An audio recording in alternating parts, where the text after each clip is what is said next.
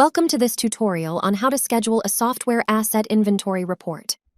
From the home page, click the quick link for reports. From the quick report selections, find software asset inventory. There are several different reporting templates available depending on what your needs are.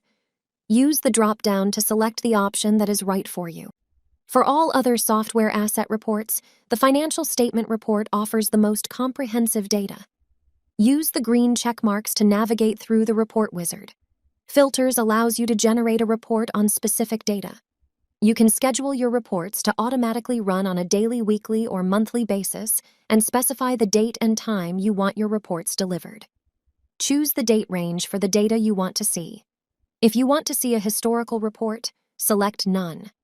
Reports can be automatically emailed to you and any other contacts you include.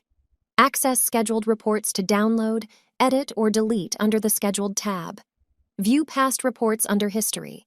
Whatever your needs, the client portal can help you streamline your interactions. Thank you for watching.